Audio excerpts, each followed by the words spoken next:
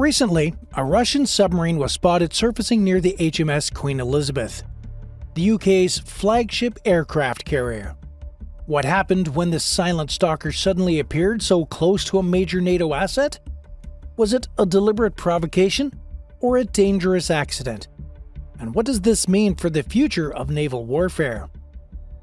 It was a routine operation for the HMS Queen Elizabeth and its accompanying strike group, part of the Royal Navy's efforts to project power and demonstrate the UK's commitment to maintaining security in increasingly contested waters.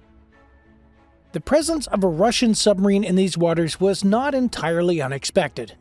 After all, Russian naval activities had been intensifying in the North Atlantic.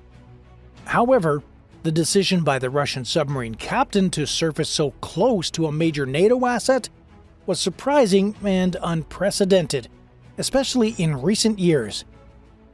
Upon surfacing, the Russian submarine was immediately detected by the carrier's radar and the accompanying anti-submarine warfare assets, including frigates and helicopters specifically tasked with monitoring for such threats. The incident quickly escalated as the Royal Navy and its NATO allies sought to determine the submarine's intentions. The HMS Queen Elizabeth's command quickly assessed the situation, recognizing the potential for a major international incident. The carrier's commanding officer, Captain Ian Feasey, ordered an immediate increase in the ship's defensive posture. Helicopters equipped with sonar buoys were dispatched to track the submarine's movements, while the accompanying Type 23 frigates prepared to deploy their own ASW systems. Meanwhile, the Russian submarine, identified as an Oscar II-class nuclear-powered vessel, remained on the surface. Communications were established, but the Russians provided no clear explanation for their actions. This lack of clarity only worsened the tensions, as the Royal Navy sought to understand whether this was a deliberate provocation, an accident, or a message of some kind. As the situation unfolded, analysts on both sides of the Atlantic began to speculate about the Russian submarine's true intentions. There were several possible explanations, each with its own implications for international security and naval strategy. One theory is that the Russian submarine surfaced near the HMS Queen Elizabeth as an intentional provocation. In modern military strategy, such an action could serve multiple purposes, both tactically and strategically. First and foremost, by surfacing so close to the UK's most advanced naval asset, the Russians could be signaling their ability to operate in contested waters with relative impunity. The HMS Queen Elizabeth, being a symbol of British naval power and a centerpiece of NATO's maritime strategy, represents a significant target, demonstrating that a Russian submarine could approach it undetected, or at least without immediate interception, could be intended as a clear message. NATO's dominance in the North Atlantic is not unchallenged. This maneuver would also serve as a psychological tool in the geopolitical game between Russia and NATO. It underlines Russia's growing confidence in its naval capabilities and its willingness to assert itself in regions traditionally dominated by Western powers. Such a move would remind NATO that the Russian Navy remains a potent force, capable of contesting NATO's control of critical maritime routes. Another reason for such a provocation could be to test NATO's response protocols. By surfacing near the Queen Elizabeth, the Russian sub might have been gauging how quickly and effectively the Royal Navy and its allies would react. The speed, coordination, and the nature of NATO's response could provide valuable intelligence to Russian military planners. This information could be used to refine their strategies for future engagements, whether in peacetime maneuvers or more hostile scenarios. Provocations of this nature are not uncommon in military strategy.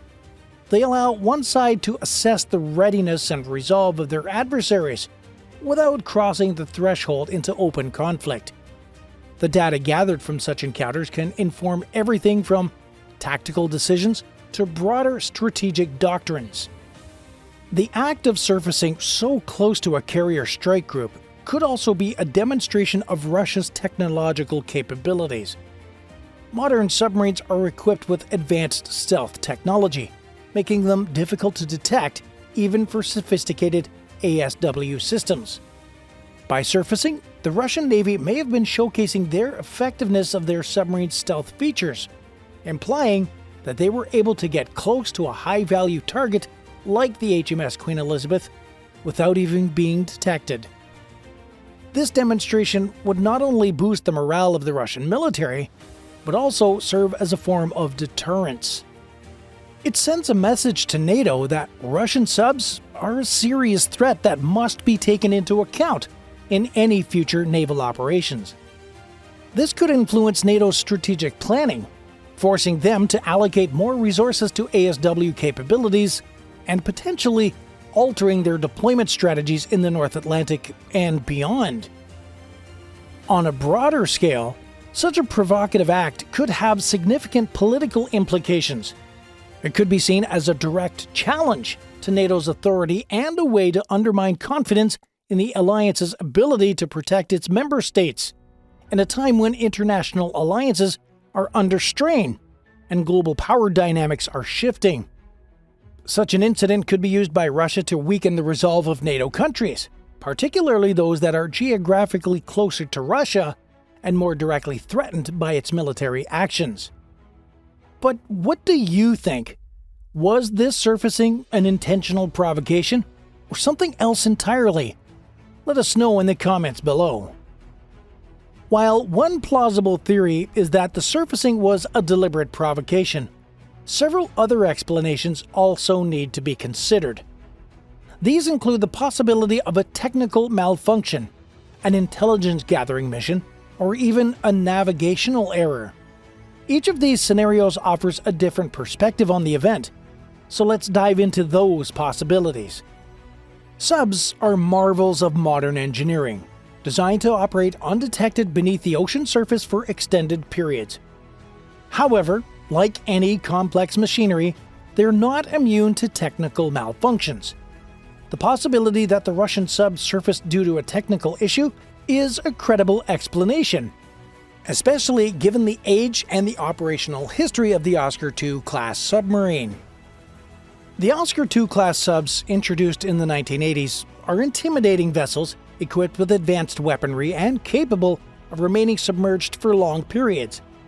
However, despite their capabilities, these subs are aging, and maintaining them in peak operational condition presents significant challenges.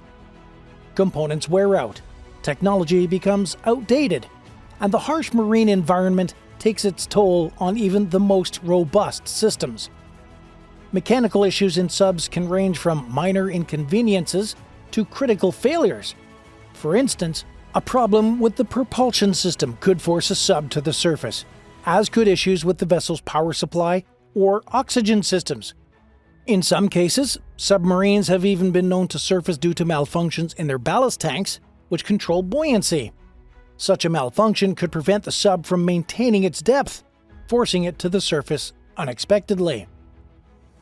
If the Russian submarine surfaced due to a technical malfunction, it would have been an embarrassing incident for the Russian Navy. Military submarines are expected to operate silently and efficiently, and an unplanned surfacing could expose the vessel to detection and tracking by NATO forces.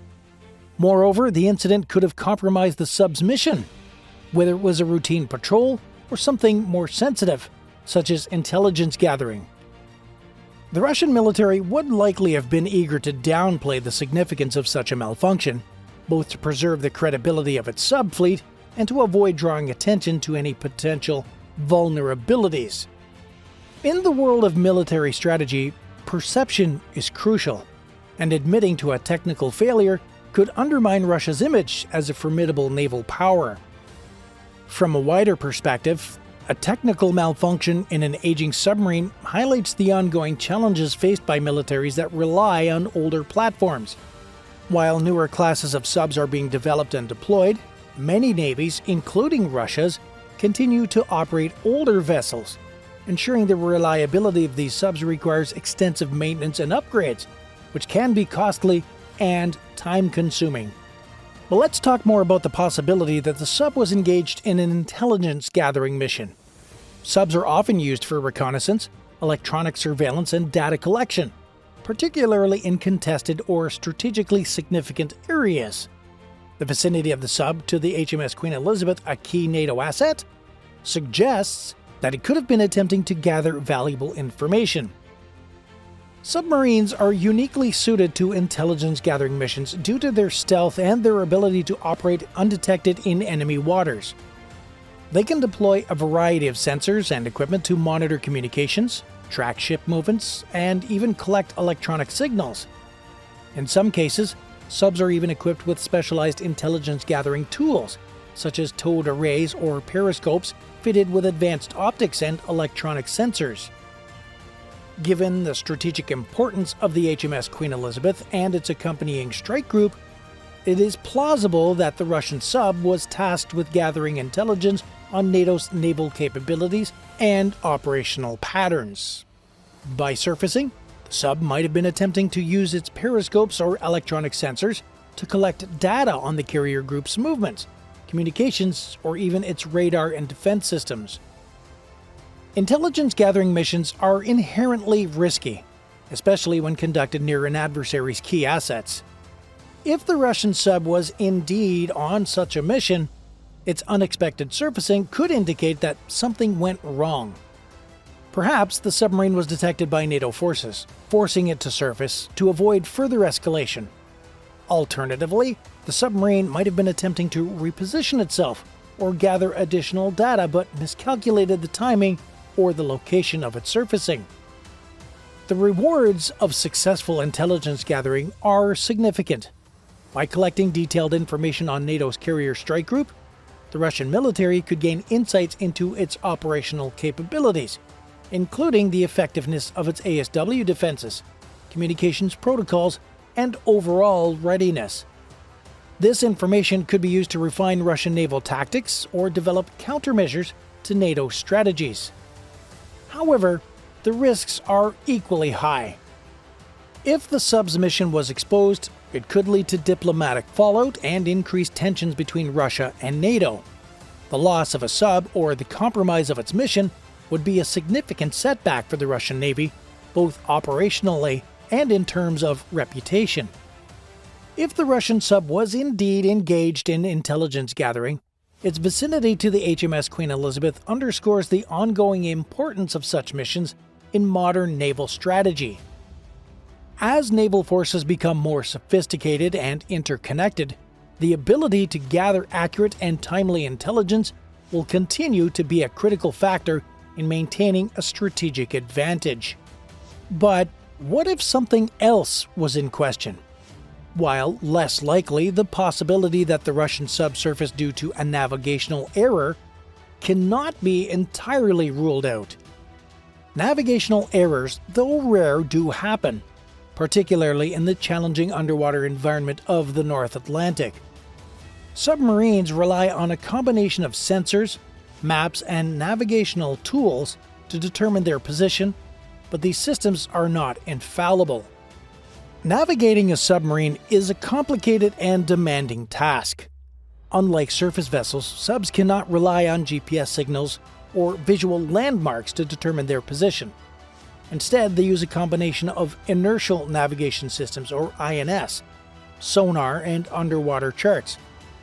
INS relies on accelerometers and gyroscopes to track the sub's movements, but over time, even small errors in measurement can accumulate, leading to a significant discrepancy between the sub's estimated and actual positions.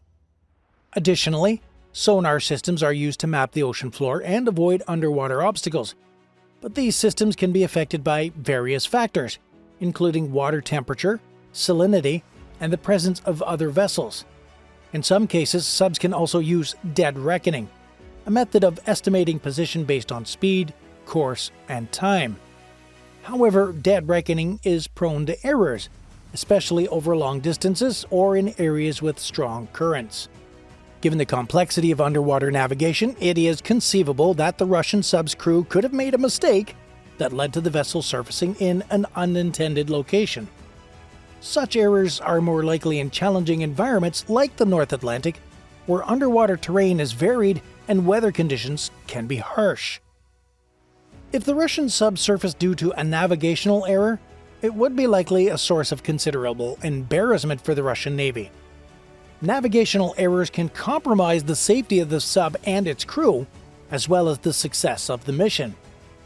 In this case, the error could have led the sub surfacing near a major NATO asset, creating an unintended and potentially dangerous situation.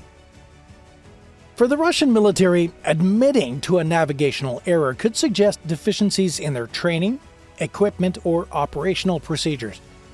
It can also lead to questions about the reliability of their sub-fleet and their ability to operate effectively in contested waters.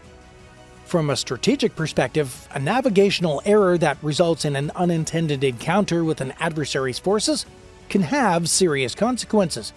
Even if the error is recognized and acknowledged, it could still lead to increased tensions and the potential for miscalculation or escalation. In a worst-case scenario, a navigational error could result in a collision or an other incident that could spark a broader conflict. But what exactly happened after the Russian sub surfaced near the HMS Queen Elizabeth? The surfacing of the Russian sub so close to the Queen Elizabeth did not go unnoticed in diplomatic and military circles. Almost immediately, the UK government was looking for answers from Moscow, demanding to know why the sub had been operating so close to its flagship carrier. The Russian government in turn downplayed the incident, insisting that the submarine had been on a routine patrol and that its surfacing was unrelated to the presence of the British carrier. However, the UK and its NATO allies were not satisfied with that explanation. In the days following the incident, NATO forces in the region were placed on heightened alert, with additional ASW patrols and surveillance missions conducted to monitor Russian naval activities. The incident led to a flurry of diplomatic exchanges, with NATO officials warning Russia against any further provocations. This triggered a reassessment of naval strategies on both sides. For NATO, the incident highlighted the need for improved ASW capabilities and greater coordination among member states. For Russia, the incident was likely seen as a success, demonstrating their ability to challenge NATO forces in their own backyard. However, it also showed the risks of such actions, as any miscalculation could have led to more serious confrontations. Now, let's explore two harsh possibilities that could have unfolded. One of the most dangerous possibilities in any submarine encounter is the risk of a collision. Submarines, particularly when operating close to the surface, are vulnerable to colliding with surface vessels, especially in congested or contested waters. If the Russian sub had not been detected in time, a collision with the HMS Queen Elizabeth or one of its escort ships could have occurred. A collision between a sub and a surface vessel, especially one as large and as critical as an aircraft carrier, could have dire consequences. For the sub, the impact could result in severe damage or even sinking, leading to the loss of the vessel and its crew. Submarines are designed to withstand certain levels of pressure, but a collision could compromise their hull integrity, resulting in flooding or structural failure. For the surface ship, the damage could vary from minor hull breaches to major structural damage. An aircraft carrier like the HMS Queen Elizabeth is a complex and highly engineered vessel, and even minor damage could impair its operational capabilities. In severe cases, a collision could lead to significant damage to critical systems or propulsion, potentially forcing the carrier to return to port for repairs, or, in the worst-case scenario, abandoning its mission. Such a collision would likely escalate tensions dramatically. The immediate response would involve both naval forces scrambling to assess the damage and determine the cause of the incident. The political and military fallout could be significant, with both NATO and Russia potentially blaming each other for the accident. This could lead to heightened diplomatic tensions and a rapid escalation of hostilities, as both sides might view the collision as an intentional act of aggression rather than an accident. Another potential scenario involves the Russian submarine launching a missile attack on the HMS Queen Elizabeth or its escort ships. While this scenario might seem extreme, the risk of miscalculation or accidental escalation cannot be ruled out. Modern subs are equipped with various weapon systems, including ballistic and cruise missiles, which could be used in a high-stakes encounter. If the Russian submarine had launched a missile attack, the immediate consequences would be catastrophic. The HMS Queen Elizabeth and its escorts are equipped with advanced defense systems designed to intercept and neutralize missile threats.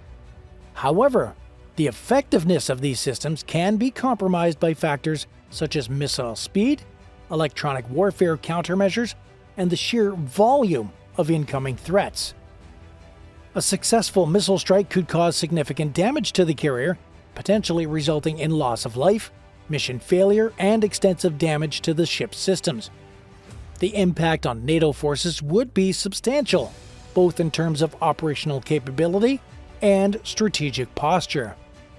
The response to such an attack would be swift and severe, likely involving a coordinated military and diplomatic response from NATO to address the aggression and prevent further escalation.